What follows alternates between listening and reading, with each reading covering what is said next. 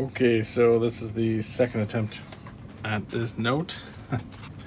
It's too bad because the first one was so good. I was probably in line for a Gemini, which I believe is the Canadian equivalent.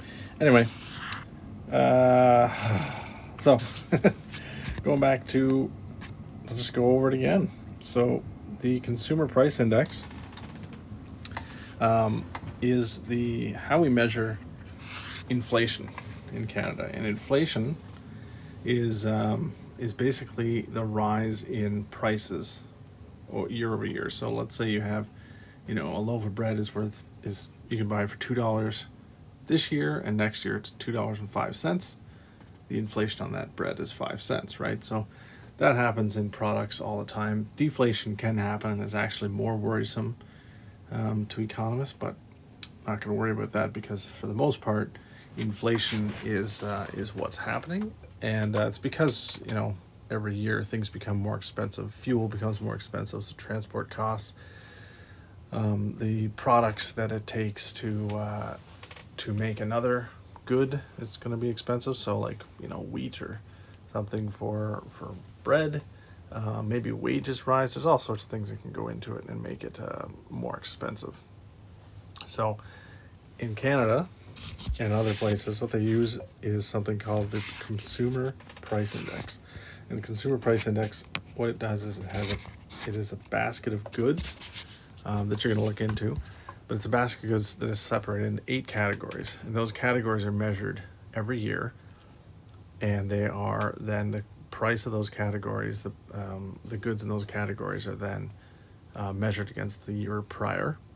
And if there's a change, of course, it's recorded, and they come up with the current CPI. So, and then you use the CPI from one year compared to the last year, and you can see what the inflation rate was or is.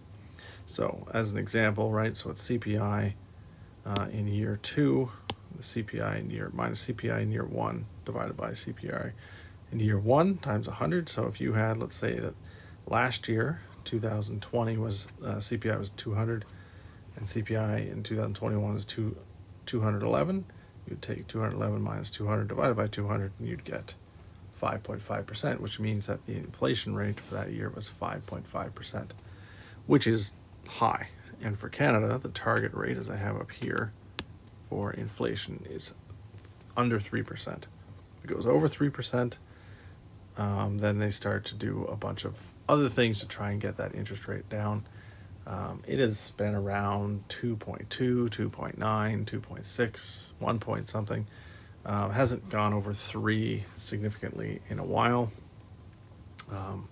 But that's the target rate for this country because they don't want prices to rise too much. Because what happens when prices rise, let's say you made $70,000 a year in your job. As prices rise, that $70,000 doesn't buy $70,000 worth of goods anymore. It could be after 1 year, you are, instead of having $70,000 of purchasing power, you have $69,000, and the next year you have $68,000. So that's what happens when your wage doesn't rise with inflation, which is the case for a lot of people's jobs. They always, they do talk about the rise of wages. And if you think about, for instance, minimum wage didn't go up for years and years and years, and so people that were living on minimum wage were losing money every year. A lot of public sector employees don't get raises every year. They get, their new contract comes up, and they might get a raise. A lot of public sector employees and ones with unions want to try and peg their raises to inflation, and that allows them to keep up their purchasing power.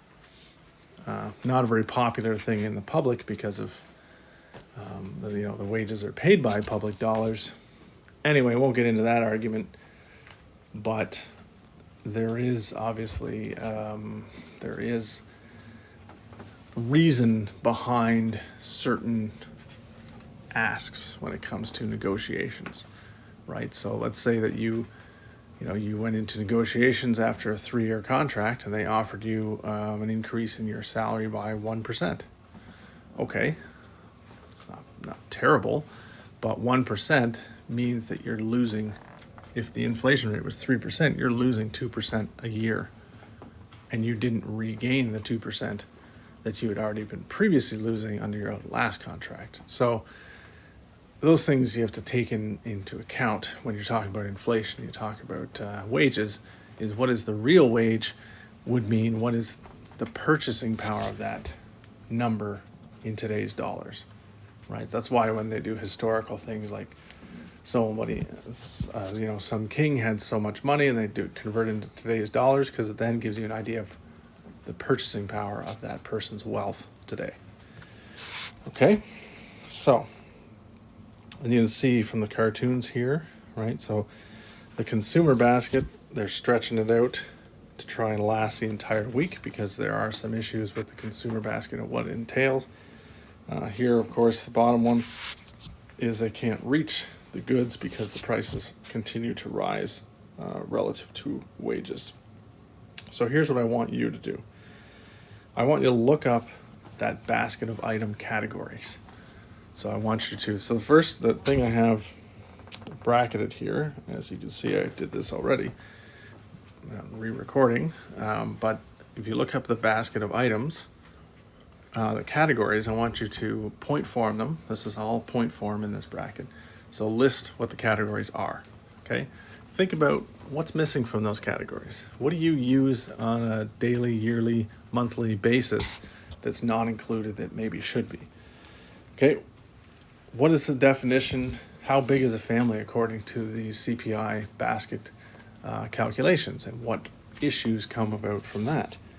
Looking at the weighting of the categories. So not every category is weighted the same. One category, let's say, might make up 5% of the basket, whereas another category makes up 20%.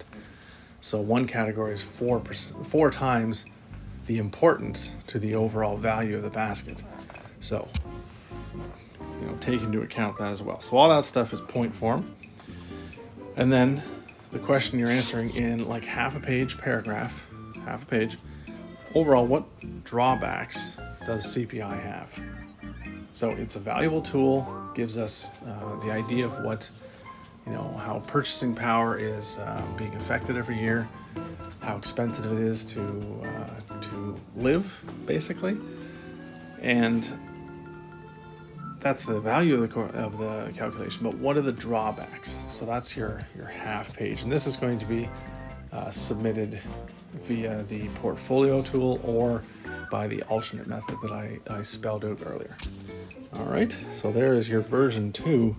It's just not as good as version 1, though. Not as good. So sad.